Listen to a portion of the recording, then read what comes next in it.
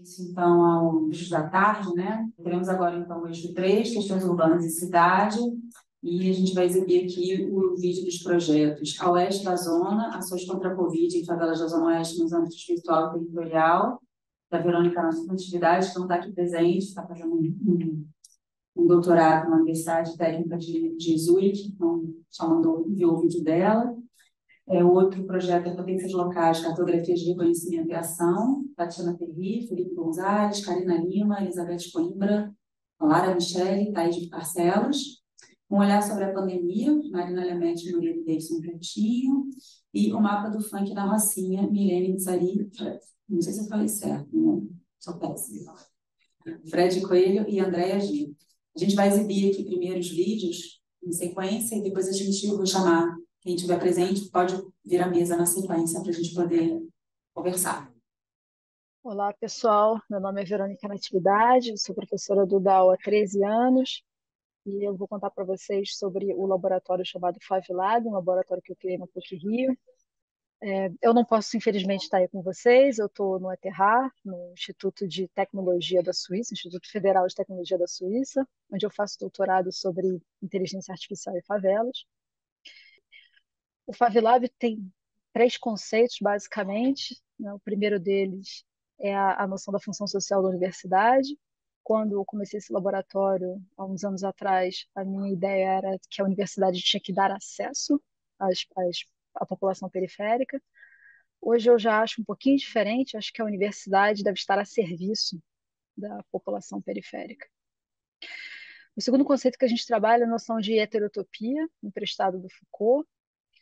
E o nosso terceiro ponto é a noção de tecnologia periférica, um conceito de Milton Santos.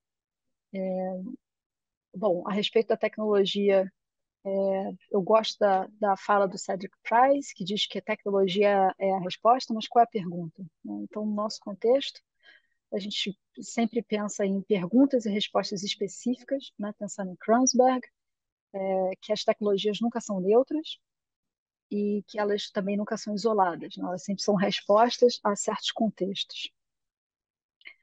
Bom, a primeira edição do FaveLab aconteceu em 2019.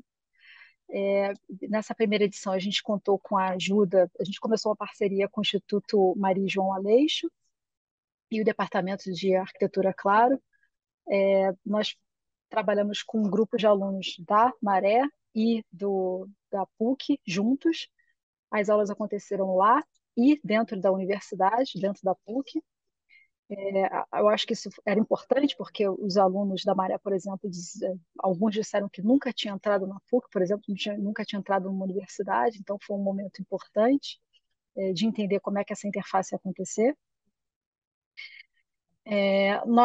O resultado isso foi uma disciplina, né? O resultado dessa disciplina foi um brinquedo que a gente montou lá na Maré. Essa proposição, não posso deixar de estressar isso, essa proposição foi uma proposição conjunta, né?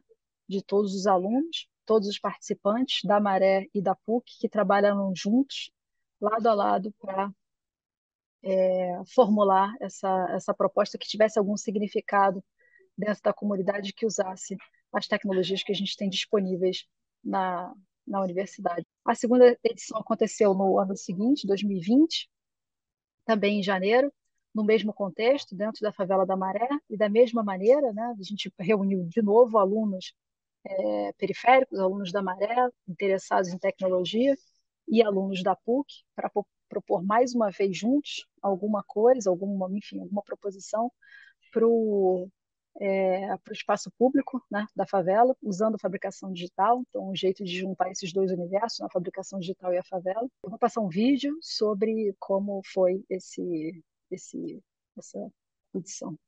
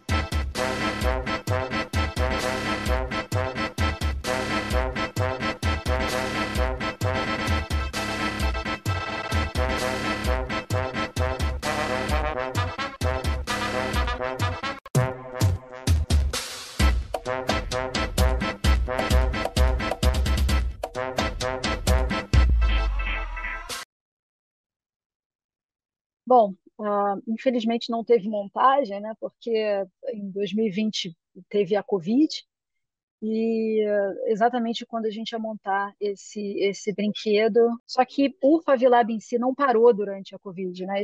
Alguns alunos da Maré, egressos, né, do Favilab, nós nos juntamos para fazer uma ação na Zona Oeste. E a gente trabalhou com informação. E essa foi uma parte importante, porque se a gente lembrar de Fanon, né, nós acadêmicos temos a tendência a falar como livros, né, como diz Fanon. E se a gente estava trabalhando com informação, a informação tinha que chegar de uma maneira acessível para as pessoas. Então, um trabalho importante que a gente fez foi chamar um artista local para calibrar o tipo de mensagem, como é que a gente ia fazer para as pessoas entenderem o que a gente estava falando sem ser uma coisa acadêmica imposta, né, para não parecer uma arrogância, qualquer coisa do tipo. O nosso trabalho foi feito junto com a Fiocruz, então a gente enviou tudo para a Fiocruz colocar o selo dela. Então era importante que quando a gente fosse para a rua para colocar, para fazer as ações, né, e colocar esses cartazes, que tivesse as instituições lá, né, a PUC-Rio, a Fiocruz, nesse conceito de que as instituições têm que estar a serviço da sociedade. Foi um momento um pouco tenso, porque não é um lugar fácil, a Zona Oeste é dominada pela milícia, como nós sabemos, né? Então, foi uma situação um pouco tensa, porque a gente estava exatamente falando uma mensagem que a gente achava que era contra o que eles estavam acreditando no momento. Gente, vai interromper o vídeo da Verônica, porque o vídeo ficou um pouco grande, ela me falou, e ela vai tratar de um terceiro projeto, que já é uma outra coisa, então, para não estender muito, esses vídeos desse eixo estão bem longos, então, para dar uma, tá? Bom dia a todos! Nesse vídeo vamos apresentar o projeto Potências Locais, Cartografia de Reconhecimento e Ação, que originou a exposição Habitar o Mapa, contemplada pelo edital IARU de 2021 e realizada no Museu Histórico da cidade do Rio de Janeiro de novembro de 2021 até janeiro de 2022. A exposição reuniu uma série de mapas críticos que analisam a favela Vila Parque da cidade, localizada na Gávea, Rio de Janeiro, com o objetivo de iniciar um diálogo coletivo sobre o espaço urbano, destacando potencialidades e vulnerabilidades de forma a empoderar a população local. O projeto iniciou em 2020 pela equipe Emal da PUC-Rio, do Escritório Modelo de Arquitetura e Urbanismo, e foi supervisionada pelas professoras Vera Zan e Tatiana Terry e coordenado pelo arquiteto e urbanista Felipe Gonzalez. Também contou com o apoio da Vice-Reitoria Comunitária da PUC-Rio e os departamentos de Teologia, Psicologia e Ciências Sociais, assim como a participação de moradores e frequentadores da Vila Parque da cidade, que tiveram um papel muito importante nesse projeto. É válido ressaltar que o projeto de mapeamento dessa apresentação sucedeu um histórico de projetos realizados no território da favela Vila Parque da cidade pelo Escritório Modelo de Arquitetura e Urbanismo, que buscaram estreitar a relação entre a comunidade e a PUC-Rio. Como exemplo, temos o projeto de reforma do Parque Vivo, premiado pelo CAU Rio de Janeiro, em 2019, assim como o projeto de lavatórios públicos já executados na favela e contemplados pelo edital de IARU de 2020, seguidos pelo projeto da exposição Habitar o Mapa, executado em 2021 e contemplado pelo edital de IARU. A metodologia do reconhecimento do território da Vila Parque da cidade se deu por diferentes técnicas de mapeamento quantitativo, qualitativo e colaborativo, assim como estudos etnográficos. Para além do uso de dados de domínio aberto para a construção da base dos mapas, como Google Earth, imagens de satélite, levantamentos fotográficos e afins, o contato através de formulários e diversas conversas com moradores e líderes locais foi essencial, principalmente tendo em mente o grande desafio em encontrar dados oficiais sobre favelas. A fase de reconhecimento foi elaborada principalmente em 3 escalas. A escala entre bairros, que visa entender a situação da comunidade em relação ao seu entorno urbano. A escala parque, com foco na relação entre a comunidade e o parque urbano. E a escala Vila Parque da cidade, que pretende compreender as estruturas da comunidade e suas relações com seu entorno imediato. exposição foram expostas 11 pranchas com o material gráfico desenvolvido com o financiamento fornecido pelo edital do IEA RUD 2021. A escolha por expô-las em espaço aberto, na varanda do Museu Histórico da cidade do Rio de Janeiro, visou seguir as recomendações públicas em contexto pandêmico em 2021 da Covid-19. Durante seus 2 meses de duração, a exposição funcionou das quintas aos domingos e contou com a participação da equipe do projeto para apresentação do conteúdo aos diversos públicos presentes, dentre excursões escolares, moradores e frequentadores da Vila Parque da cidade, assim como visitantes de todas as partes da cidade. Tendo em vista a continuidade do processo colaborativo e evolução do projeto, fizemos um convite através de um mapa interativo para os moradores ou frequentadores da Vila Parque da cidade compartilharem o conhecimento local. O primeiro exercício foram se situarem no mapa e depois marcarem como usam e se sentem nos espaços da comunidade. Dessa forma, visando melhorias e possíveis ações que possam ser construídas em conjunto em plano futuro. As pranchas físicas com os mapas foram recolhidas e armazenadas no acervo do Escritório Modelo de Arquitetura e Urbanismo e aguardam novas oportunidades de exposição.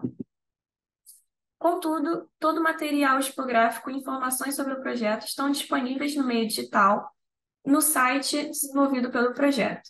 Nele também há um canal de contato e retorno dos moradores ou frequentadores do território com a nossa equipe. Como próximos passos, entendemos que o mapeamento realizado possibilita traçar estratégias para melhorias urbanísticas, fomentando futuros projetos para atuação. Em conclusão, esse trabalho urbanístico, tendo como objetivo estudar o território da Vila Parque da cidade, buscou consolidar a relação de troca com o local e seus moradores, para que fosse possível a compreensão daquilo que não está disponível nos dados abertos, que não dá para ser visto por satélite, isso é, a visão a partir de cima. Em suma, a exposição Habitar o Mapa convida o visitante a olhar a favela Vila Parque da cidade pela perspectiva coletiva de quem a habita, ao mesmo tempo em que é fonte de reconhecimento e empoderamento para seus moradores. Só para dizer que tem um erro aqui nessa programação, que a gente colocou aqui as equipes, né? E faltou colocar a professora Vera Razan, que foi quem, na verdade, enviou o edital, enviou o projeto para esse edital, né? E que, no meio do caminho, não pôde mais estar entre nós. E o projeto foi herdado pela professora Tatiana TI, juntamente com os alunos que já acompanhavam a Vera nesse projeto. Gente, fundei o NEAM em 1982, 81 e 82, era um repasse de uma grande orientação recebida de Dom Helder em Recife. Fui perguntar a ele o que ele fazia para sobreviver aos pobres. E ele me deu uma semana de lição de vida, que era só olhar, de olhar para eles e criar uma pedagogia que desse fonte de crescimento, imaginação, criatividade. O amor ao próximo é o grande olhar da humanidade. E Dom Helder deixou isso muito claro. Se você cria uma pessoa, uma testemunha de um olhar de amor na competência, passe ela fome, sede, o que for, mas o amor de Deus no coração fica muito forte e ela vence. E foi assim que eu criei o NEAM, com alguns amigos, alguns colaboradores, apostando nessa ideia do olhar, do amor e do voo que as pessoas poderiam ter numa grande universidade como a PUC-Rio. Foram passados os anos, as pessoas foram chegando, trazendo seus problemas, suas ansiedades, seus desejos. E os meninos e meninas, adultos, professores reciclados, creche reformada, prédio construído. A gente chegou à conclusão que a Rocinha era o nosso celeiro possível e, de fato, estar disponível para receber conhecimento, amor, ternura e mais. Acreditar na esperança de um futuro que está todo dia à nossa porta. E assim foi feito. Passaram-se anos e hoje com muita ansiedade. O voo ficou muito alto. A gente não alcança o voo de todos que passaram por aqui. Passaram para outros países, passaram para outras comunidades, outras profissões, e nós estamos aguardando o próximo voo. Que Deus nos permita, no exemplo de Jesus Cristo, apresentar um voo novo, onde a solidariedade, a fraternidade, fique claro que a única coisa que constrói o mundo é o amor. Através do amor, todos se identificam e são capazes de perceber a vida como um todo. Porque quando nós recebemos essa dádiva de Deus, que é a nossa vida, o voo está pronto. Você está na vida. É só perceber os detalhes que ele oferece e voar. Mais, menos, mas ter a certeza de que esse voo vai pousar no lugar de cada um. Meu nome é Davidson e como um desses passageiros desse voo, eu fui aluno do NEAM, vindo da Rocinha aos 12 anos, e hoje faço parte da coordenação do núcleo, fiz doutorado em design e sou também um dos coordenadores desse projeto que a gente vai apresentar aqui para vocês. O nosso projeto, Um Olhar sobre a Pandemia, Leitura e Audiovisual com Jovens nas Favelas, foi feito no momento de retorno das atividades presenciais pós-pandemia, e ele consistiu em 2 etapas principais. A primeira foram oficinas de capacitação em audiovisual, que envolveram o Jorge Paulo, que também foi jovem do NEAM e o cinegrafista do Projeto Comunicar, e essas oficinas objetivaram estimular a criatividade e as habilidades dos jovens em técnicas de fotografia. Elas aconteceram em diversos pontos aqui da cidade do Rio de Janeiro, inclusive lá no Centro Paiola, e as fotografias feitas pelos jovens resultaram em uma exposição que foi lançada e está disponível online. A segunda etapa do projeto foram oficinas de leitura, nomeadas de Oficina Voando com as Palavras, e elas buscaram desenvolver na nossa juventude, aprimorar as capacidades e habilidades deles de interpretação e uso do imaginário para poder interagir com múltiplas linguagens. Então, esses jovens fizeram a leitura nessa oficina do livro compartilhado Fernão Capelo Gaivota, e a partir disso desenvolveram, por meio de diferentes formas e linguagens, expressões do que eles perceberam dessa leitura a partir das suas vivências. Isso resultou em vídeos, desenhos, ilustrações, textos, que foram depois organizados e geraram um produto que será apresentado. A oficina Voando com as Palavras permite que o jovem identifique um grande autor e saia analisando o que compete a ele, como resumo, interagindo e criando uma sistemática própria de entendimento. É a liberdade que ele vê na escrita e no sentimento, porque através da escrita ele também pode desenhar e vai apresentar as suas qualidades como autor. E aí nós recolhemos todos os autores, fazemos uma identificação prioritária dos temas e vamos transformar isso em livro, porque na hora que ele vê o livro com a participação dele interna, ele jamais vai esquecer que foi autor de si mesmo. O grande autor serviu apenas como embasamento. Essa é a sistemática da ciranda de livros que nós estamos desenvolvendo já há algum tempo.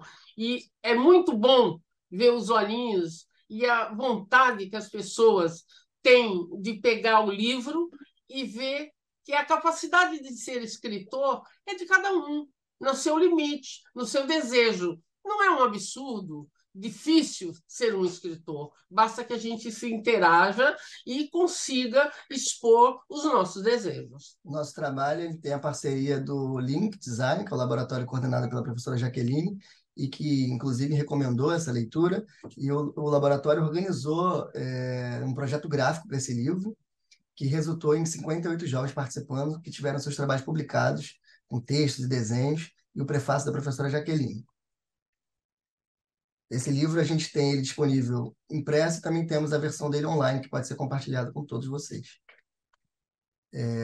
A gente tem alguns agradecimentos principais para fazer, principalmente aos alunos e funcionários da universidade que participaram desse projeto, o Jorge Paulo, do Departamento de Comunicação Social, as alunas de graduação Maria Eduarda Cunha, de Letras, a Carolina Cardoso, que é aluna de Administração e também funcionária aqui do NEAM, a aluna Maria Lúcia Espanhol, que é do Departamento do Laboratório de Link Design, e a colaboração, mais uma vez, do Laboratório Link, coordenado pela professora Jaqueline.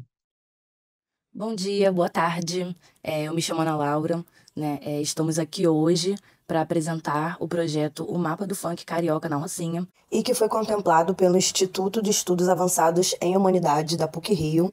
O projeto teve a colaboração dos professores e pesquisadores Frederico Coelho, professor que vem atuando desde a sua graduação em História pelo IFIX da UFRJ, e temos também a professora Andréia Gil, né, que é pesquisadora do projeto Global Grace, financiado pelo Global Challenges Research Fund do UK Research and Innovation. Enquanto a parte da coordenação, o projeto teve a professora Milene Mishai como coordenadora, que tem direcionado suas pesquisas atuais em torno das diferentes situações de aprendizagem, como a música, as sonoridades e a criação musical. E o projeto que será apresentado faz parte, sobretudo, das pesquisas do State Pop, né, coordenado pela professora Milene, onde as integrantes Natália Mello e Ana Laura, participaram como estagiárias e representantes do grupo no projeto em questão, né, do Mapa Funk. E a Ana Vitória, né, que é uma aluna de pedagogia da PUC-Rio, que participou como voluntária do projeto, porque ela reside na Rocinha. A pesquisa se deu em 2 etapas. Na primeira, nós realizamos um levantamento nas redes sociais dos jovens artistas, né? E a segunda etapa consistiu nas idas a campo para os encontros, conversas e entrevistas com esses artistas. A colaboração dos próprios jovens foi crucial, né, para o desenvolvimento da pesquisa, porque uma vez que suas indicações nos levaram a outros atores e agentes. O projeto teve como objetivo mapear o estado atual da produção do funk carioca na comunidade da Rocinha. Nós fizemos isso em colaboração com os próprios agentes do movimento musical e particularmente aqueles sediados na referida comunidade, porque assim a gente consegue visibilizar um pouco as soluções que esses próprios agentes encontram para um cotidiano precário, né, de ausência do Estado e de políticas públicas, ao mesmo tempo em que se funda no reconhecimento da potência criativa das periferias brasileiras, sede de invenção no Brasil.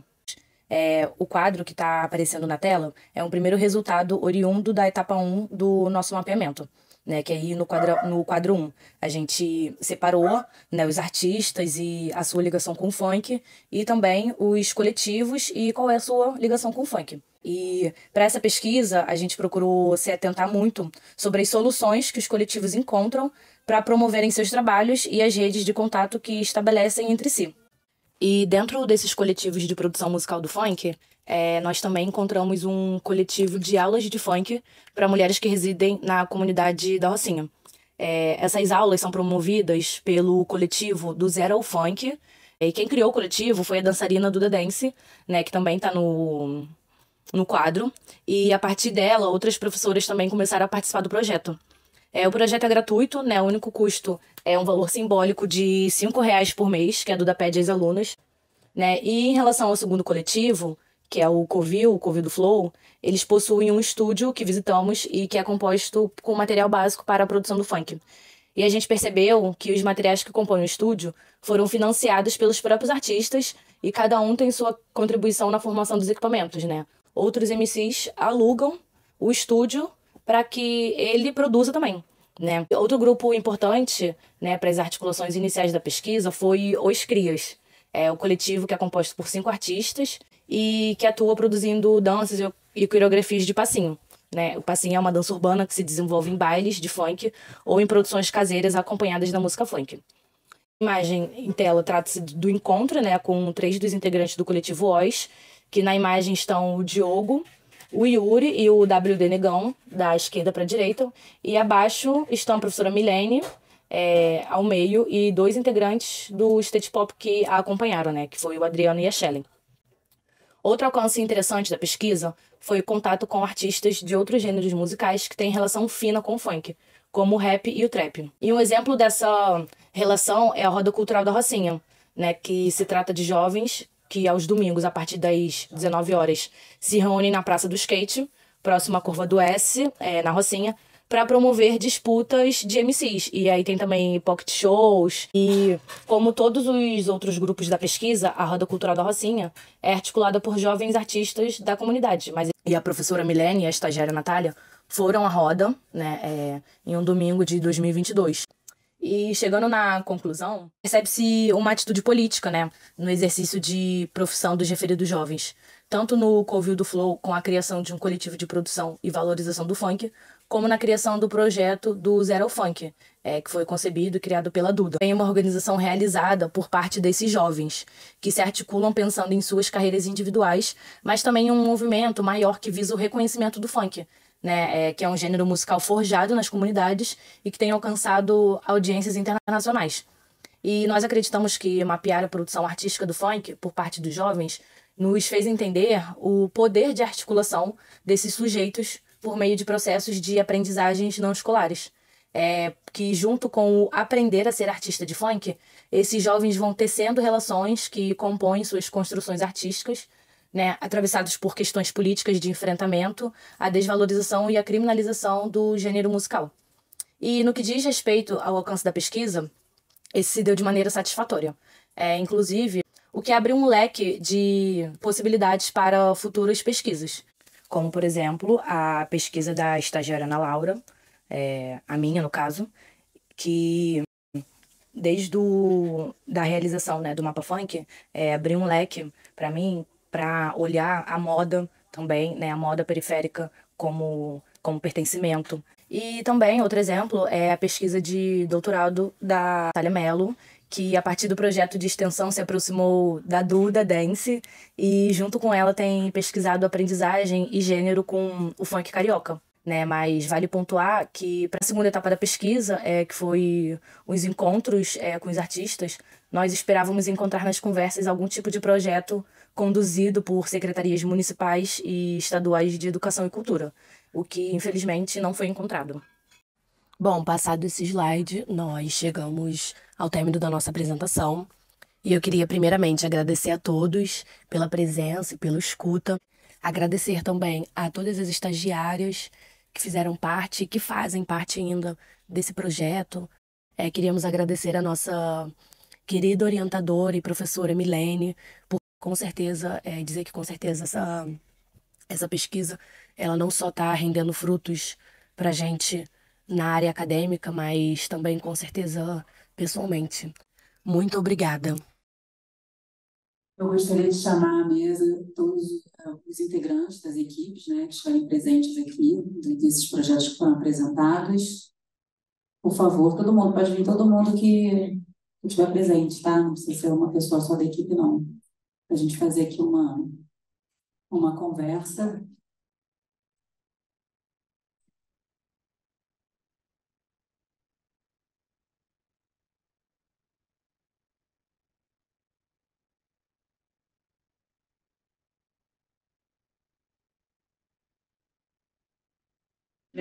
Pode ficar na mesa, a gente pega a cadeira para precisar.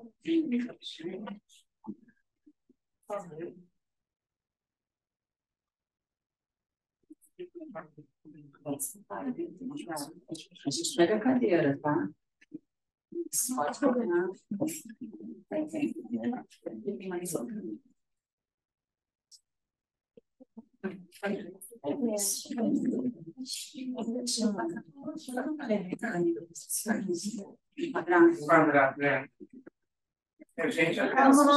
Aqui não precisa mexer em nada. Só você olhar se está todo mundo. Você que está todo mundo dentro do. Deixa eu ver aqui. É o ideal. A gente vai conseguir. Não. Pode ficar. Precisa entrar aqui nossas cadeiras. A gente quanto mais para cá, melhor. Você pode chegar um pouquinho mais para cá. Cada câmera. Desculpa. Tem que. Tá bom? Eu faço mais para cá.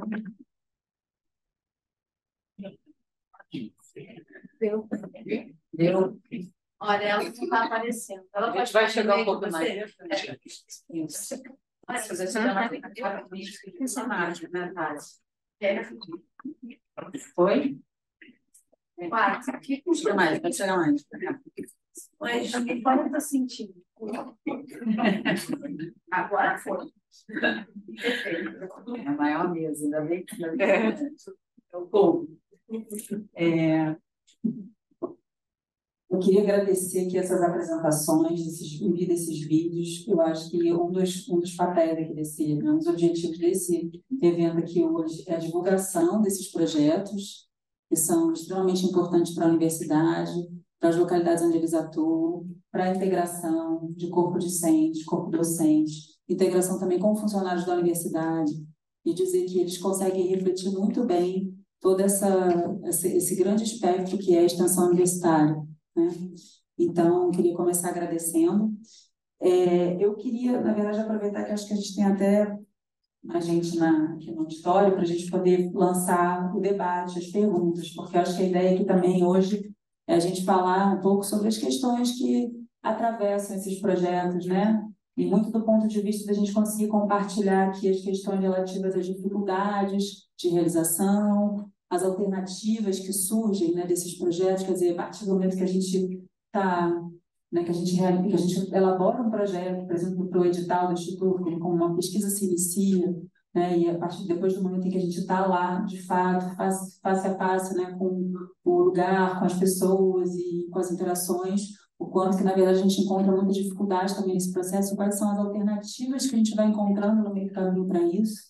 Aproveitar a presença também aqui das pessoas que são as pessoas que, os interlocutores, as pessoas que receberam os pesquisadores, docentes da universidade nos lugares, nas localidades, para falar sobre também como é que é esse papel da universidade nesses lugares. Então, eu tenho muitas questões aqui que eu gostaria de debater, não vou conseguir ter tempo de todas elas, mas eu gostaria de primeiro lançar essa primeira questão para todos que estão aqui, né, representando essas equipes.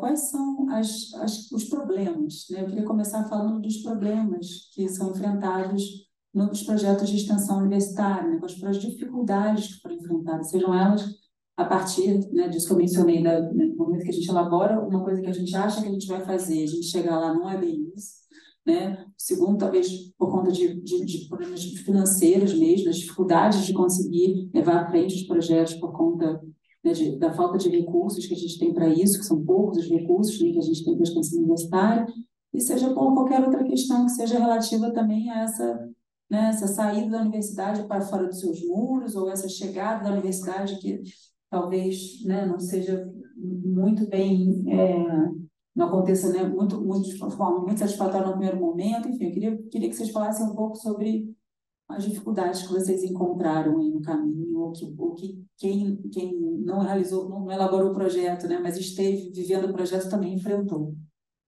Quem gostaria de começar? Desculpa, eu acho que a gente pode, de repente, até fazer, se alguém tiver mais alguma pergunta, já lançar também e respondem duas, né? Alguém tem alguma? Tem, Joana? Se apresenta, tá? Para poder gravar o som.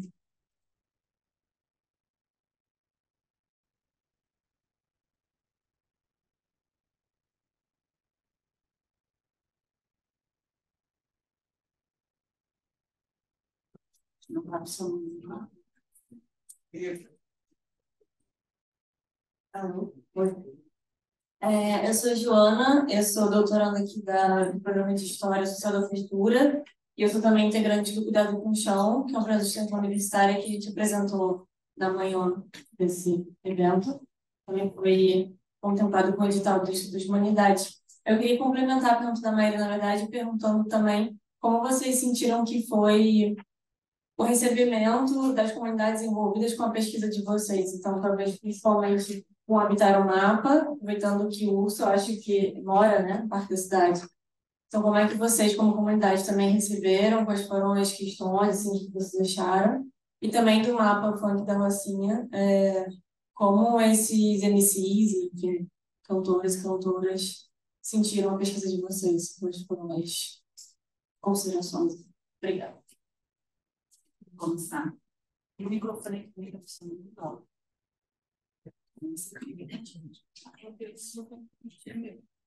Não, mas pode responder se vai, pode também. Eu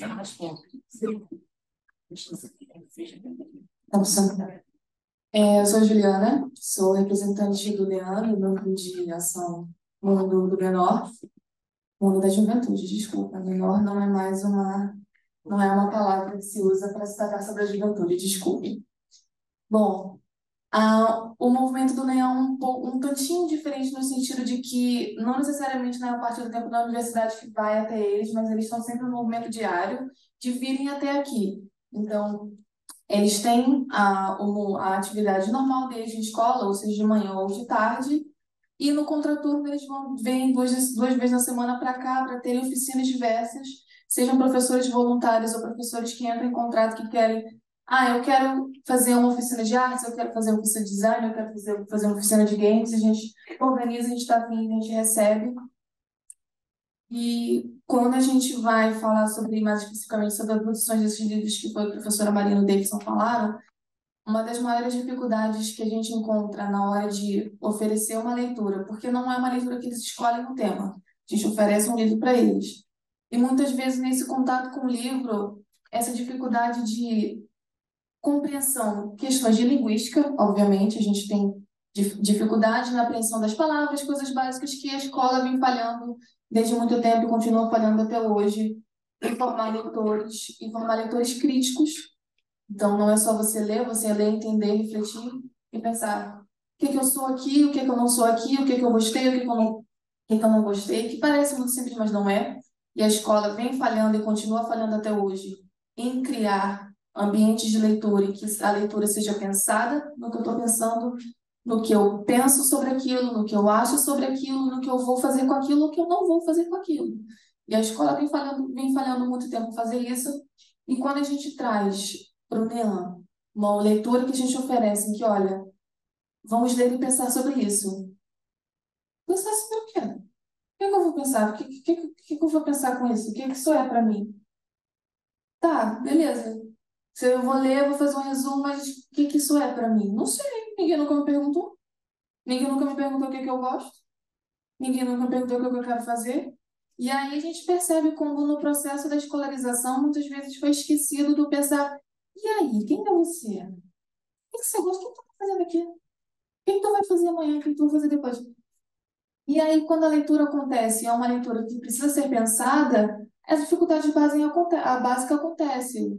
A dificuldade de reflexão, a dificuldade de criticidade, a dificuldade de, cara, eu vou dar minha opinião. E minha opinião importa. Não é só, tá, o que você acha? Mas eu acho porque o que você acha para mim é importante. Porque o que você diz para mim é importante. Eu quero saber o que você acha, eu quero saber o que você gosta, porque para mim é importante. Então, esse processo de construção de leitura envolve todas essas questões que a escola vem falhando em fazer. E o que você diz para mim é importante, o que você diz para mim tem valor. E eu quero ouvir. Seja num desenho, seja numa escrita, seja numa produção de design ou alguma outra oficina. E aí as dificuldades acontecem nesse sentido. Colocar a criticidade em prática e entender que o que ele acha, a opinião dele é importante. E que para a gente é importante e ela tem que ser falada.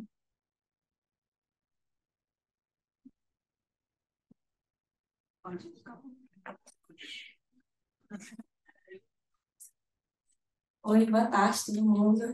Eu estou aqui representando o grupo do projeto Potências Locais, Cartografia de Conhecimento e Ação, projeto Habitar o Mapa da Exposição. E eu também estou aqui com a Letícia, que faz parte da porção de Geografia, né, terminando com Geografia, e que participou desse projeto como colaboradora, foi essencial para o mapeamento, e colaborou na etapa de mapeamento, de trazer todas as informações que foram essenciais assim, para esse projeto. Ela também é moradora era moradora do Vila Parque da Cidade. Eu também estou aqui com o Urso, o líder da Associação de Moradores do Vila Parque da Cidade. Acho que eles também vão poder falar e discutir um pouco essas perguntas que foram feitas.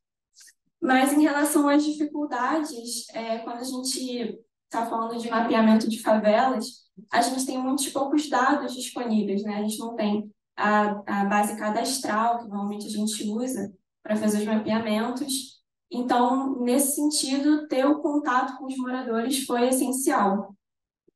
Até porque a gente, desde o início, não queria fazer só um mapa, como a gente tem mapas no Google Earth, no Google Maps, o que é muito importante para você ter esse reconhecimento do território, mas a gente queria fazer uma exposição que as pessoas pudessem se reconhecer naquele mapa, né? Então, trazer pontos de referência, trazer a questão da acessibilidade, como é que a acessibilidade é feita na favela, como é que é a relação deles com o parque, que eles usam tanto, que é o Parque da Cidade, que deu o nome à favela. Então, as dificuldades foram em relação à falta de dados e a recepção dos moradores. Antes de falar da recepção, eu acho importante falar da colaboração deles, porque, assim, sem eles realmente não teria tido esse projeto. E no momento da recepção, eu acredito que eles tenham realmente se envolvido muito. Foi um projeto bem legal, tiveram excursões escolares, participação de vários deles. Mas eu acho que essa pergunta, quem responderia melhor são vocês dois, assim. Quer falar? Posso falar. Gente, boa tarde. Meu nome é Letícia, eu faço Geografia e Meio Ambiente, como a Karina falou. E eu acho que a potência da extensão na tríade, né, de pesquisa e ensino da universidade é porque, inevitavelmente, acontece pesquisa e acontece ensino quando tem extensão. E aí eu acho que, dentro do Departamento de Geografia, eu posso falar que surgiram projetos de pesquisa por conta desse projeto do Habitar no Mapa. A Gabi, que também foi uma colaboradora, né, moradora antiga do parque, ela é da geografia e levou isso também para o PET, que é o grupo de estudo e tutoria da geografia, e surgiram outras iniciativas a partir desse projeto, justamente de ter visto a potência que é a relação dos moradores do parque, da PUC, está tão próxima, e eu acho que dentro dos desafios, o período da Covid foi muito desafiador. Eu morei no parque justamente no período da Covid, de 2020 a 2021. E foi muito difícil ver algumas coisas, o cuidado que a gente tinha que ter de chegar nos moradores. E eu acho que também o retorno da universidade para a comunidade, né? A exposição, uma coisa que eu não me esqueço foi a Gabi falando de Fanon, da normalização da ausência, que já é banal não ter coisas tipo um bicicletário, um caixa 24 horas, algumas coisas que tem no asfalto que não tinha e que não continua não tendo na favela. E achei, assim, um retorno muito interessante. Uma das bolinhas que a gente botava no mapa era a bolinha vermelha, que era a bolinha dessa falta, dessa ausência. O que a gente gostaria de ter e onde a gente gostaria de ter. Então, eu acho que, assim, o retorno foi positivo, tanto dos moradores, né? Eu morei em um período pequeno, mas eu acredito que a Gabi e outras pessoas que ajudaram a gente a fazer esse mapeamento, que conheceu melhor, foi legal para com a universidade, mas a universidade para com os moradores e o território, porque ter esse material hoje e possibilitar uma política pública, algum projeto do próprio departamento de arquitetura, futuramente é uma coisa muito positiva. E eu acho que, para além da exposição, que foi incrível, ter essa chance de criar algo, né, a partir da extensão, que é muito desmerecida dentro do ambiente acadêmico. Então, eu acho que de todos os pontos assim que a gente possa falar, foi um projeto muito frutífero e muito positivo.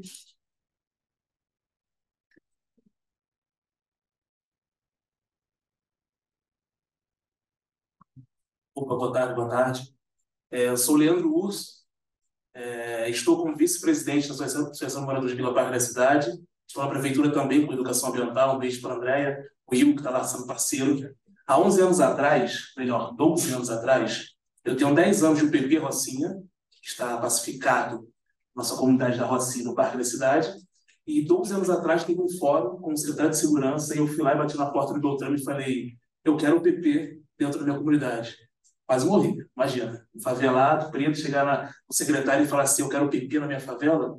Só que o PP que eu pedi é o PP social. E até hoje eu tenho, não puxando o saco do sardinha pro Estado, mas eu tenho até hoje o PP social dentro da minha comunidade. Eu tenho aula de música, zumba, informática e outras coisas mais que policiais do Estado estão lá dando aula.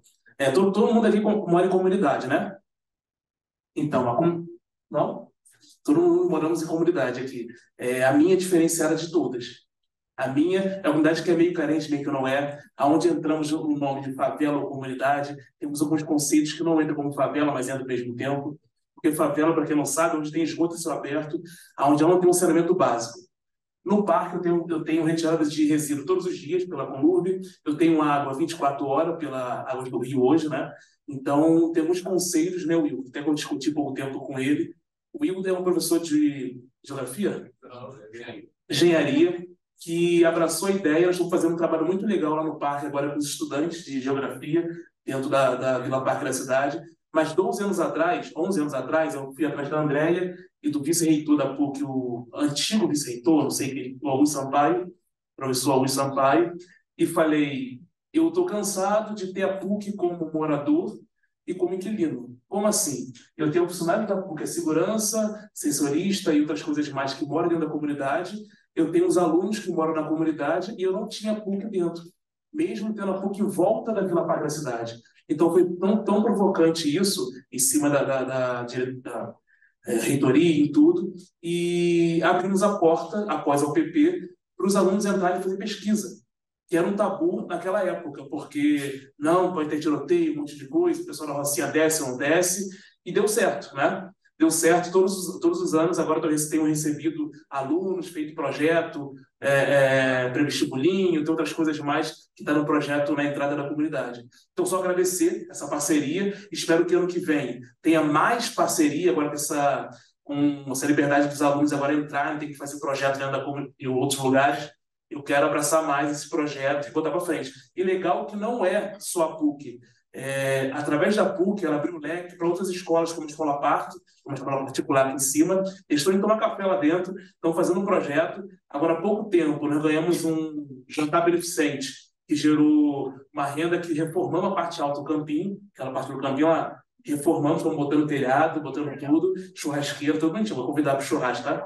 E está todo mundo convidado a conhecer o Museu Histórico da cidade, que é em cima, o parque e a comunidade. Falou?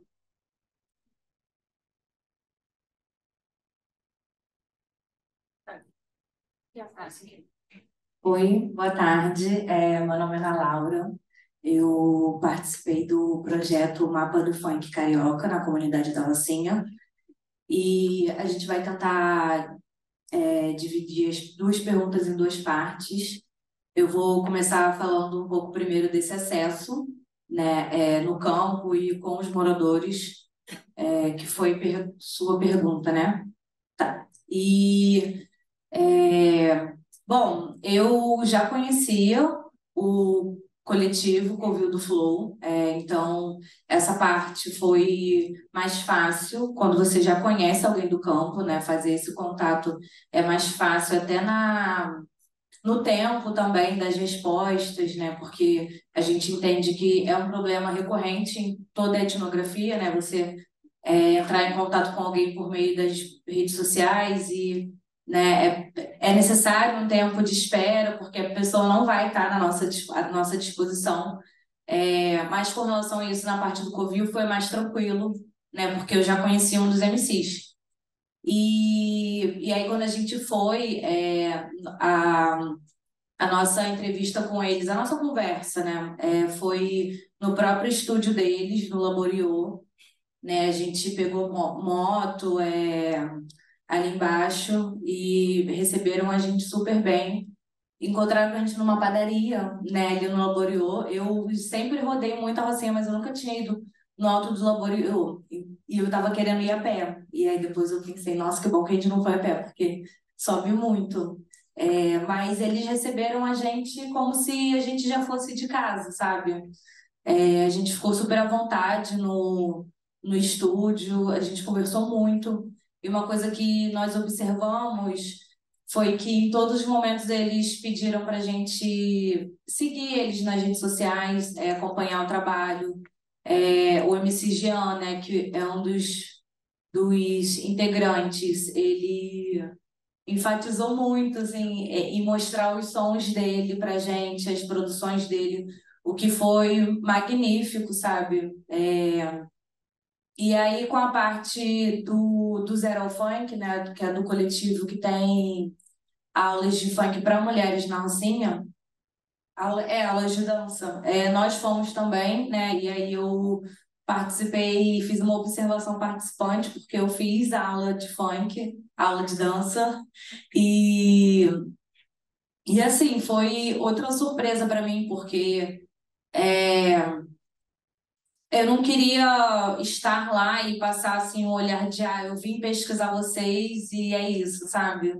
Eu queria fazer parte e eu me senti fazendo parte, né? Em uma das observações e conversas, até com a professora Duda, ela falou que ali é o lugar que as mulheres elas podem ser o que elas quiserem. E ela dá aula só para mulheres, justamente para que as mulheres possam ter esse espaço de confiança, construção da autoestima, amor próprio, através da dança e em especial o funk. Tem outras danças, mas a Duda em especial dá aula de funk e foi um lugar que eu me senti muito acolhida. Por mais que eu tenha ido como pesquisadora, eu fui também como Ana Laura, como mulher preta, e eu me senti muito acolhida. E foi uma experiência muito enriquecedora, assim, não só para o lado acadêmico, né, para os dados da pesquisa, mas para o lado pessoal também.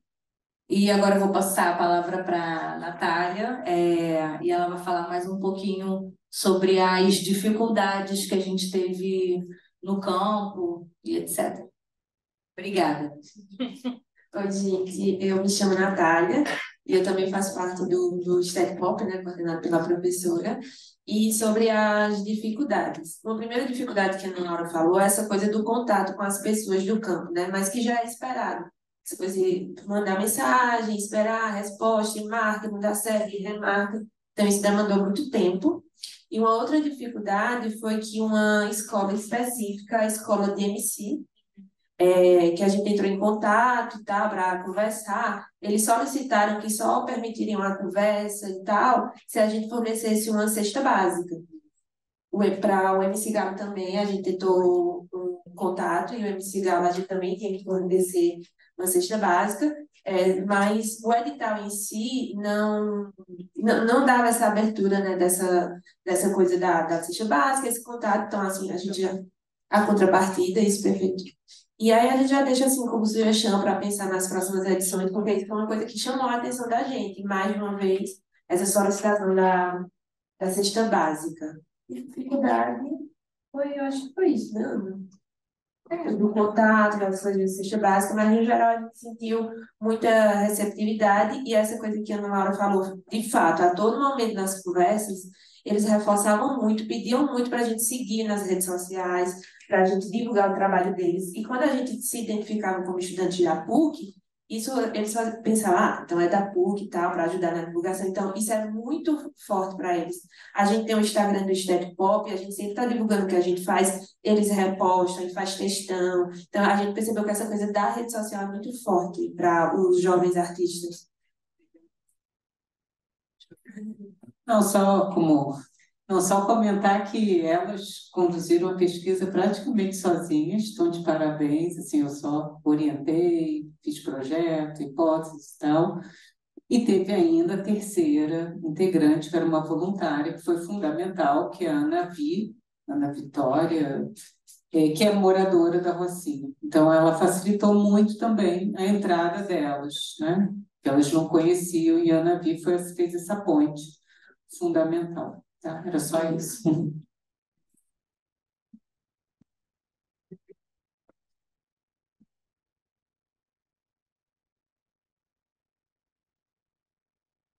Eu queria saber se alguém tem alguma pergunta para fazer aqui ao grupo, alguma questão sobre a extensão, sobre os projetos. A gente vai ter um tempinho. Senão, eu vou fazer. Eu acho que foi interessante, vocês falaram, né? Bom, agora, porque a gente, né, trouxe um pouco essa questão das dificuldades, dos problemas, mas eu achei também interessante quando o Urso falou dos desdobramentos, né? E Karina também falou Letícia falou também dos desdobramentos, né? Do projeto na geografia. Que outros desdobramentos vocês percebem, na verdade, desses projetos inicialmente, ou dessas entradas também nessas localidades, ou desse desenvolvimento de determinado tema com esses grupos, em outras parcerias, ou outras... A gente falou muito isso pela manhã, né, nos desdobramentos dos projetos, como é que foi importante ter esse momento inicial, talvez, assim, de um primeiro recurso que entra para poder alavancar, né, o processo, e como é que isso depois resultou em outras parcerias, outras colaborações, outros projetos, né? Ou às vezes até mesmo um salto mesmo, né, do próprio projeto, como foi o caso da Horta Mariamboa essa manhã, né, que mencionou que está se tornando agora uma horta carioca, né, na Secretaria Municipal, né, de Meio Ambiente e Clima. Então, entender também como é que são esses desdobramentos é interessante para a gente ver, porque os projetos são muito potentes, né? Mas o que a gente pode fazer com eles é ainda mais potente. E diante, às vezes, quando o recurso acaba do projeto, né, como é que fica essa situação também? Foi um outro tema que foi tratado essa manhã, que eu acho que é interessante, se vocês tiverem algo para contar nesse sentido, também é interessante, né? Como que depois a coisa se desdobra sem o recurso ou a parte das parcerias, né? Como que ela vai se desdobrar de outras maneiras também. Alguém quer fazer uma pergunta? Boa tarde. Então, quero parabenizar aí a mesa, né? Saudar aí as apresentações. Eu queria fazer uma pergunta que não é uma pergunta, na verdade, dirigida a ninguém, mas é uma reflexão. Vocês, né, alunas, acho que aí as meninas, né, alunas, e o que é ser extensionista? O que é ter este sentimento da extensão? Porque a gente está aqui falando e apresentando muito os projetos, né, e ele como um veículo, digamos assim, entre uma motivação, uma inspiração e um produto que é o resultado, né, da nossa aproximação com essa realidade, com esse outro cotidiano que não necessariamente é o nosso cotidiano. Mas, assim, como é que repercute no processo de formação, né, ter sido ser extensionista? Por que eu pergunto isso? Porque eu fui extensionista, né? Vocês não sonhavam em nascer, mas tudo bem, isso é um detalhe. E eu sempre tive muito orgulho, na minha apresentação curricular, de dizer que eu fui extensionista. E até hoje, com meus quase, sei lá, 40 anos de formada, eu ainda eu sinto orgulho de me dizer extensionista. E eu acho que isso é uma apropriação, né? É a gente se ver num lugar deslocado do lugar de ser pesquisador e pesquisadora. Então, eu devolvo aí o microfone para vocês, assim, como é que bate isso, né? Dá orgulho? Pode. Eu amei essa reflexão e eu posso falar que, infelizmente, eu não fiz nenhuma extensão no meu departamento, na geografia, mas a primeira extensão que eu fiz na PUC foi no direito e foi muito interessante porque foi com o assentamento da Roseli Nunes e foi no meu primeiro período da faculdade e desde então eu não parei mais de fazer extensão. Hoje o meu TCC é uma grande extensão e eu acho que foi a forma que eu encontrei de entender o sentido de estar no ensino superior, que eu acho uma lástima, mesmo a PUC sendo comunitária, mas outras universidades particulares e públicas, enfim, acharem que tem que ficar tudo dentro do muro. Então, eu acho que o único sentido de estar aqui, para mim, é aprender e repassar e ver multiplicar, porque eu acho que o barato da extensão não é o projeto ter início, meio, fim e acabar, mas dele continuar reverberando. Então, assim, eu mudei a minha pesquisa, o meu PIBIC, e fui fazer o meu TCC em outro recorte, em Nova Iguaçu, e por conta disso, porque eu não acredito que seja uma coisa que a gente pare de fazer. Eu acho que é para sempre, assim, de ver, muda a forma que você enxerga a construção do conhecimento. Então, hoje eu entendo que se for no mestrado, se for no doutorado, tem que ter um retorno, tem que ter um impacto, porque se for só por artigo acadêmico, se for apresentação e prêmio, não faz sentido. Eu acho que tem que ter, a universidade tem esse dever. A primeira professora que apresentou o vídeo, ela falou que ela imaginava que tinha que dar acesso às pessoas da favela da Maré, mas que hoje ela entende a universidade como a serviço da comunidade. Eu não, desde o meu primeiro período, eu tive a sorte de entender isso e tem feito mais sentido e, assim, facilitado o meu processo mesmo na universidade.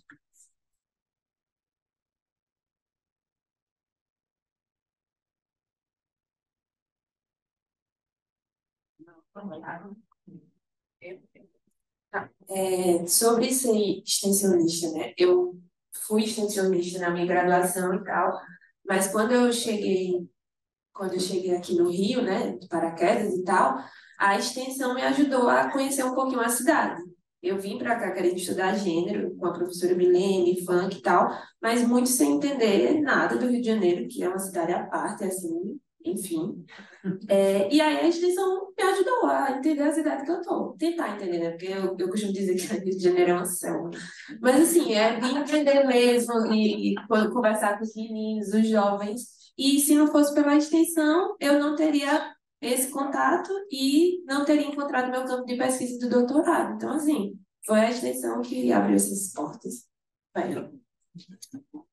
Eu vou falar sobre os desdobramentos, porque foi a partir do projeto de extensão, né, do Mapa Funk da Rocinha que eu tive inspiração para começar um novo projeto, que é conhecer a cena ballroom aqui no Rio. E o que me chamou a atenção no mapa do funk foram justamente as relações dos artistas com a família, com a escola, com instituições escolares ou não escolares. E fora que isso também gira em torno de uma cultura, da moda periférica, a mesma coisa com a cena ballroom, gira em torno também de uma racialização que eu tenho muita vontade de conhecer e investigar, né? Então, um dos desdobramentos foi esse, né? Foi uma inspiração para o novo projeto. E ser extensionista, assim, uma pergunta meio difícil, né? Porque eu vejo como uma extensão de mim mesma, porque eu precisei ter. Eu descobri capacidade e habilidade que eu achava que eu não tinha, né? Então, fazer parte do state pop, ser uma pesquisadora aí, né? Caminhando, tá. Como é que eu vou explicar? Tá sendo como conhecer uma nova Ana, porque a antropologia ela me ensina isso, né? A partir do momento que eu conheço o campo, conheço o objeto de campo, que eu não gosto nem muito de falar assim, mas enfim, conheço o campo, eu vou conhecendo o que me chama atenção, vou me desafiando, vou lidando com coisas também que eu achava que não me chamavam atenção, né? Porque o campo não é só você, no meu entendimento, né? Não é só você pesquisar o que você quer, né? Eu vou pesquisar o que eu quero, mas eu vou achar em resultados coisas que às vezes eu não quero, mas que vão fazer parte da pesquisa. E no meio disso tudo eu vou me conhecendo, né? Eu me conheço através do outro, da observação do outro. E então acho que o ser extensionista ao meu ver, é isso. Dar abertura para uma extensão de mim mesma, né? Mais ou menos isso.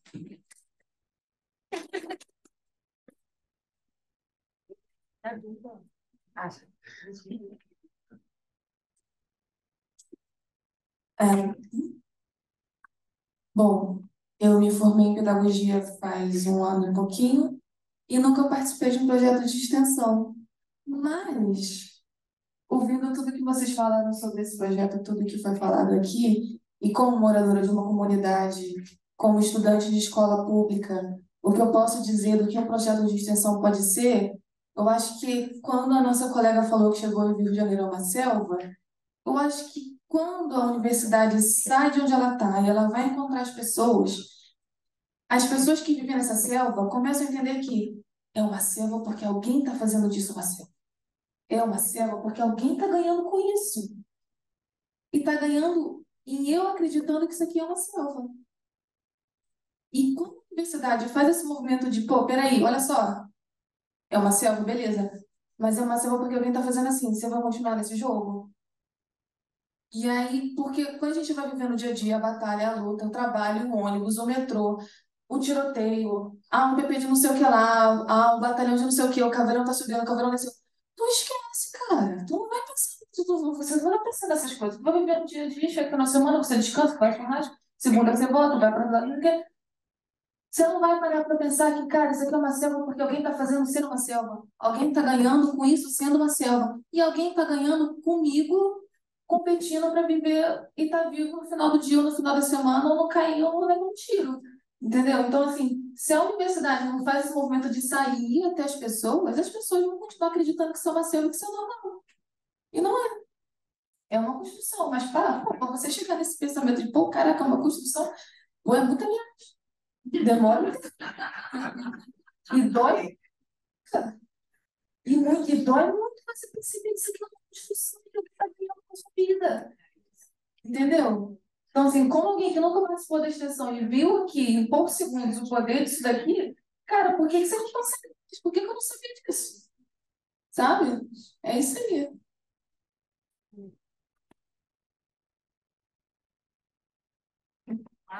Naturalização. Violência urbana. Ela é naturalizada. Então, vamos agradecendo aqui a Juliana, que deu mais um livro para contribuir com a nossa biblioteca comunitária que tem no Parque da Cidade. Quem tiver em casa livro infantil, nós estamos aceitando doação para brinquedoteca e livroteca que temos lá na comunidade, na projeto chamado Parque Vivo.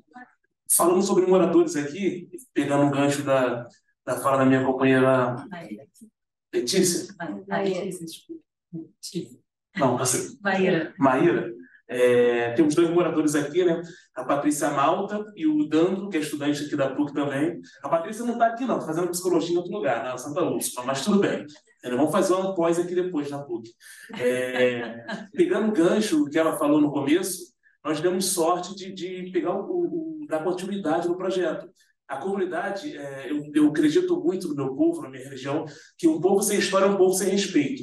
Então, após o projeto, nós já tínhamos ideia de fazer um museu comunitário e deu um gancho através do projeto de fazer essa pesquisa, ajudou muito na pesquisa da nossa associação, e hoje nós damos 2 passos através do projeto de vocês. O projeto do Mapear o Mapa, respondendo algumas coisas negativas que não tem na comunidade. Infelizmente, o censo de 2010 constou a comunidade tem 300 casas e 1.500 moradores. Isso num projeto da prefeitura, nós contamos em 2015, 5.000 e pouquinho. O professor, esqueci o nome do professor agora da PUC, nós fizemos um trabalho de geografia na PUC também, Alckmin, e ele fez 60% da comunidade, né? Constou 4.000 e poucos moradores. E o legal de tudo é o seguinte, através desse trabalho que esse professor fez com os alunos de geografia, ele mapeou tudo, viu quantos idosos, quantos jovens, e hoje nós conseguimos pedir à prefeitura, mesmo que o censo de 2000 e tal, nem sei, o censo desse ano não tem data, né?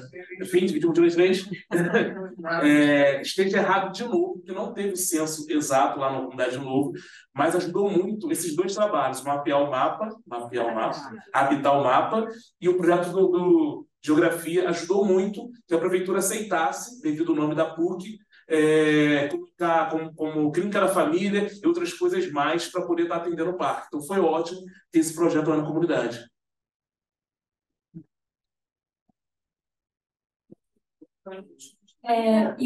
Desculpa, foi só um adendo aqui, o material tipográfico que a gente desenvolveu está guardado, mas tem possibilidade de novas exposições na associação, sim, na associação de moradores, na escola parque, a gente vai dar encaminhamento a isso.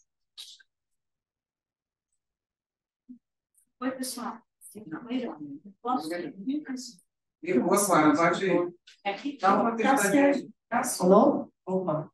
É rapidinho. É só muito prazer te conhecer pessoalmente, o Urso. Eu sou a Tatiana. Achei que você não existia. Porque todas as vezes, ao longo dos 10 anos que eu trabalho aqui, que a gente marcou alguma coisa, o urso estava, mas não onipresente, assim, né? É difícil, mas ele existe, ele está aí. É muito prazer. Só para te dar um exemplo do que a Karina acabou de falar, esses mapas da Vila Parque da Cidade estão guardados lá no nosso departamento de arquitetura. Eu sei que você já conversou com o Cadu, né, que está responsável pelo escritório modelo, né? Então, guardamos ali, porque estamos usando em outras coisas aqui dentro da universidade. Então, só para te dar um exemplo, para todo mundo que está aqui, né? Como é que um pequeno apoio se desdobra em coisas para além daquele território, né? Então, por exemplo, o trabalho que esse grupo valioso, né, com a sua ajuda, com a ajuda dos moradores, com a, vamos dizer assim, iniciativa da Vera, né, que a gente perdeu para a Covid, e a gente está fazendo uma espécie de uma homenagem, voltando a esse tema. Esse trabalho, ele iluminou... Bom, primeiro que tinha uma pesquisa também do professor Sequinde, né, das Ciências Sociais, que fez uma série de entrevistas lá, e que nós recuperamos esse mapeamento dessas cartografias para uma outra iniciativa de extensão que a gente faz no departamento, na comunidade do Horto. Inclusive, várias trilhas que começam no Parque da Cidade e vão terminar lá na comunidade do Horto, que há anos luta, resiste, né, contra a remoção. Estamos juntos com Maíra num projeto lá na comunidade do Horto e tivemos um semestre que a gente trabalhou as cartografias. E o que a gente usou como referência para esse trabalho no Horto foi o trabalho da Vila Parque da Cidade. E o pessoal das ciências sociais achou muito interessante de pesquisas que estão acontecendo aí, dedicada aqui uma linha, né, de ação aqui dentro da PUC, que se chama Vale da Gávea, né, que inclui a comunidade Vila Parque da Cidade. A gente está fazendo uma força para que isso se amplie, inclua a Rocinha, da vertente de São Conrado também, o Vidigal, a comunidade do Horto Florestal. Então, dentro da universidade, quando os departamentos começam a se falar, aí a gente foi falar com o departamento de Direito, porque descobrimos que, defendendo a comunidade do Horto, a maior referência aqui é o departamento de Direito, com o núcleo de práticas jurídicas, que também tem esse viés, né, de um exemplo concreto de trabalho. E para você ter uma ideia dessa questão do censo, atualmente nós estamos debatendo aqui dentro da universidade, vamos dizer assim, capitaneados pelo professor Marcelo Curtis, também das Ciências Sociais, a pertinência de fazermos, por exemplo, um trabalho, vamos dizer assim, um censo comunitário, né? Um censo que não aponte só número de domicílios, que é a grande questão, muita gente quer, porque número de domicílios amarra políticas públicas, né? Programas, grana, né, investidos em saneamento nas comunidades, mas muito mais do que isso, nós temos questões que são importantíssimas e que a gente, por exemplo, avaliar o empreendedorismo dentro das comunidades. O censo normal do IBGE não tem essa destinação, né? E muitos influenciados, assim, para voltar ao que a Verônica lá do departamento mostrou no vídeo, primeiro exposição foi feita aqui, a Maré tem uma experiência pioneira, né, em relação ao censo que foi feito na Maré, pela Rede da Maré. Então, na verdade, estamos todos em rede. E a extensão, de certa forma, também reverbera essa rede que existe, não só dentro da universidade, entre vários departamentos e territórios, mas também entre universidades e fora do Brasil. Então, o tamanho da potência disso é uma coisa gigantesca, né? Então, só para te dar um retorno, dizer que as pranchas estão sempre ao seu dispor e que, por exemplo, tudo que se pensa em Rocinha é de um tamanho, é de uma dimensão, de uma complexidade de tal ordem que faz muito sentido a gente testar metodologias, processos, inclusive de pesquisa social ou outros tipos, né, de tecnologia, pensando muito nessa questão das redes sociotécnicas, né? Que é exatamente isso, é o saber acadêmico, a técnica e a comunidade juntos, construindo potência, construindo soluções, que são soluções para a cidade, não são soluções para a família. Você perguntou assim, todo mundo aqui mora em comunidade, não é? E aí teve um silêncio. Sim, moramos todos em comunidade, a gente perde um pouco a noção disso, infelizmente, por uma coisa que é construída de uma forma muito binária, muito errada, né? Mas estamos aqui, eu acho que para crescer, para dar passos que ainda não temos, né? Então, só para te dizer que, por exemplo, faria muito sentido começar um piloto de um teste assim, do que seria um centro comunitário numa comunidade menor, né? Ou num pedaço da Rocinha, ou numa comunidade, enfim, porque a gente já teve a experiência da Maré. Então, a gente nunca precisa começar, para voltar a um ponto que você falou, que é o ponto da... Como é que é? Você falou assim, eu, pela minha religião, eu acredito que se eu mato minha história, eu não consigo construir um futuro, né?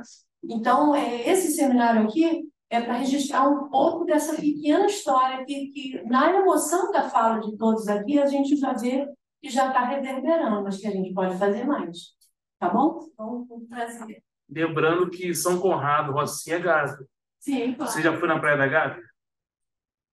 Alguém conhece a Praia da Gávea? Devo ter ido, né? A Praia da Gávea, para quem não sabe, é São Conrado. Quando o tio Dom chegou na parte alta, na Chinesa, e falou, tio Dom chegou e falou assim, tudo que eu vejo é minha Gávea.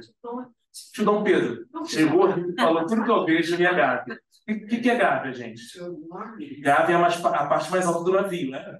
É esse nome, por isso que deu o nome da Gávea aqui. Então, lá na parte alta, na mesa do imperador, que ele passava, olhou para baixo e falou, tudo isso é minha Gávea. Jardim Botânico, como a senhora falou, Vale da Gávea, então, você falou Vale da Gávea, então pode incluir tudo isso como Gávea nos projetos da PUC, porque a São Conrado também é Gávea. Só virou São Conrado devido à nossa amada católica, a Igreja Católica, que batizou a Igreja de São Conrado em São Conrado, e tanto o carioca e o mineiro falavam, vou ali, uai, aonde sou? Em frente a São Conrado, a praia de São Conrado, Praia da Gávea, e ficou Praia de São Conrado, e o bairro de São Conrado.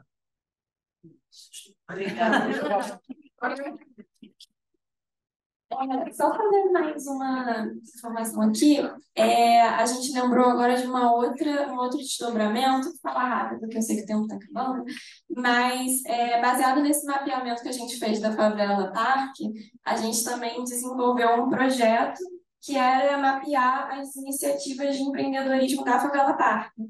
A gente usando a base de dados que a gente já tinha mapeado no projeto, a gente concorreu ao Hackathon 2020 com esse projeto, a gente ganhou e começou a desenvolver esse aplicativo, essa plataforma. Pode ter muitos mais desdobramentos, né? Mas só para mostrar quando a gente tem uma base e quando a gente vai atrás de mais informações, vão surgindo novas iniciativas e esse projeto era uma oportunidade de justamente estender mais ainda, né? E conseguir mapear mais coisas. Bom, gente, muito obrigada pela... Alguém mais? Ah, tá. Então, bom, último, então. Boa tarde, gente. Estou maravilhado. Quero agradecer a Andréa Paiva, uma querida que a gente fez uma reunião, ela saiu dessa reunião para fazer uma reunião comigo, me convidou para estar nessa extensão, e acabei concluindo que o que aconteceu comigo aconteceu com vários colegas que ou se formam ou seguem a sua orientação e acabam participando da extensão, porque não vê. E eu vi alguns projetos de manhã e tive a oportunidade de vir agora na parte da tarde e acompanhando. A gente leva para fora dos muros e a nossa colega que mudou a sua ideia de geografia a partir da sua extensão e faz a sua vivência. Eu sou de Santa Cruz, uma favela chamada Antares, ao norte do Rio de Janeiro, e venho para a parte da cidade em 2017 por causa do curso de Sociologia. E lá, como voluntário, participando da Associação de Moradores com Urso, que virou um amigo, e sempre participando da atividade no parque.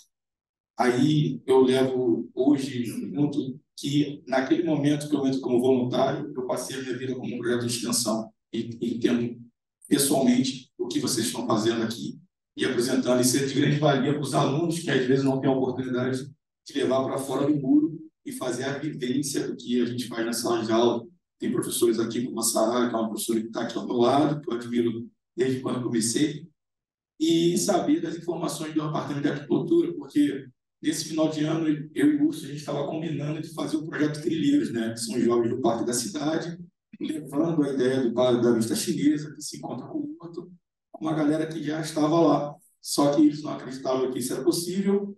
E eu falei, cara, vamos fazer juntos. Então, já está aqui os mapas e a possibilidade. O que eu encontro hoje também são grandes informações, mas que ao mesmo tempo estão tão próximas, mas desconectadas. E a gente precisa se conectar para levar isso mais à frente e entender tanto a metodologia de como fazer essa extensão, algumas coisas que estão acontecendo fora do muro na prática, que as pessoas estão fazendo da praticidade e não têm a metodologia. E muitas das pessoas têm a metodologia e não sabem a prática do que a gente está fazendo. Então, no Parque da Cidade, junto da Gávea e da Rocinha, o processo de educação acontece um pouco muito complexo, né? As escolas públicas ao redor da Gávea têm uma escolha, que é aquele que é mais bagunceiro vai para uma determinada escola, aquele que não é tão bagunceiro vai para uma escola aqui, que é ao lado da PUC, né? Então, quem é muito bagunceiro vai para o Oscar Tenório. Que regra é essa? Qual é o procedimento? E eu não sei explicar, e aqui também a gente não está sabendo dialogar, então precisamos entender que informação são essas, que recortes são esses, para assim que a gente que está graduando tomar uma decisão como vai reverberar, como esse seminário que está acontecendo hoje.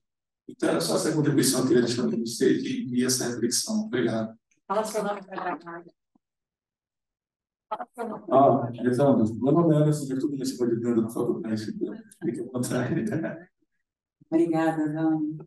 Mas alguém quer fazer algum último comentário derradeiro? A gente vai fechar aqui, então. Queria agradecer imensamente aqui esse espaço de troca, as falas, né? Acho que o objetivo do cenário é esse mesmo. Então, fico muito feliz de a gente estar aqui compartilhando experiências, trocas, né? E repercussões desses trabalhos todos muito potentes. Muito obrigada, tá? Por todos aqui nessa mesa.